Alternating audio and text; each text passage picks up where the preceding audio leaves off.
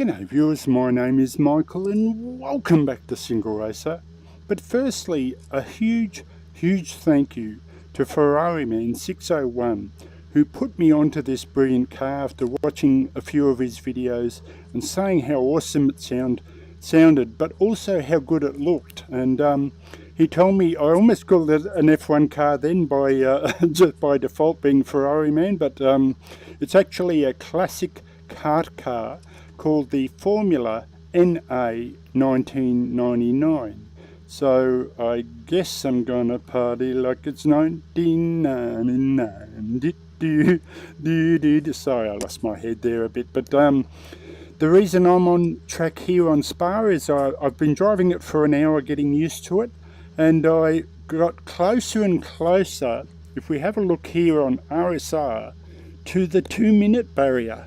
And it almost became an obsession, a bit like Ferrari Man's obsession with Catalunya in that 2000 V10, trying to break, I think it was the 120-minute mark, and he finally got the 119. So I'm determined to do the same and break that 2-minute barrier. But I do have to say that this car is much harder to drive, at least for me, than the 2000. I wouldn't say much, but definitely harder than 2000 V10. I just felt more comfortable immediately with that car, a little bit easier, and that's because I'm not a good turbo driver. So the way I got around that, because I was spinning so much,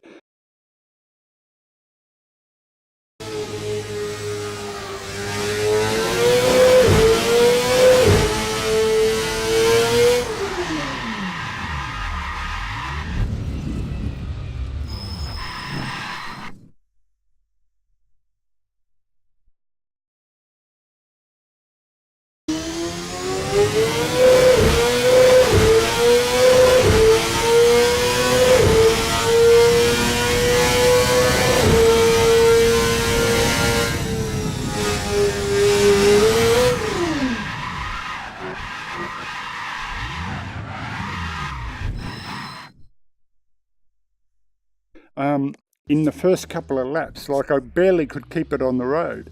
So what I did was, I think by default, I'm not 100% sure, but I think by default it's set at 100% turbo. But I put it down to 50. And then what that did was it took away that incredible thrust of the turbo and allowed me to kind of get at one with the car first, and how much throttle I needed to apply through each corner without spinning. And then from the 50% I put it up. Now if I go to 90%, I think I can probably break that 2-minute barrier. The trouble is that, at least for me with my skill level, I notice a big difference in the sheer turbo power from 80% to 90%. It's like a bigger jump between all the rest, you know, from 50 to 80. There's a bigger chasm, or a bigger jump up to 90. So I'm going to leave it at 80% now and try and break that 2-minute barrier, and if not, I've got something to look forward to. But if we get rid of the menu now, and let's take a better look at this car, because it's absolutely beautiful. That's what I couldn't get over. It sounded great in Ferrari Man's hands, but the look of it is just beautiful. Now I've got the second livery on. This is not the default livery, but have a look at that. Now I'm no open wheeler car driver by any means, but I've got to say this just looks brilliant, and the detail, just even those rivets, just amazing. Unfortunately I've only got 2 sensors, so it's jumping around a bit. And now I assume this is the protection for the head, but it probably acts as an aerodynamic aid as well. But just the detail, man, have a look at that, and just the carbon fibre, and just fantastic. Just a beautiful looking car in my opinion. And if we hop in now, given that it's a 1990 car, as I just bumped my table, sorry about that if you heard the noise, but the cockpit isn't you know, sort of up to the modern standards. So we have the main here and the reset, and over here we have the ECU and the ignition, and we even have on the dash there, I like the lights there, the intelligent instrumentation. And VRC are just an absolute specialist when it comes to doing the car in these full details. So we've got the radio and boost here, and we've got drink bottle.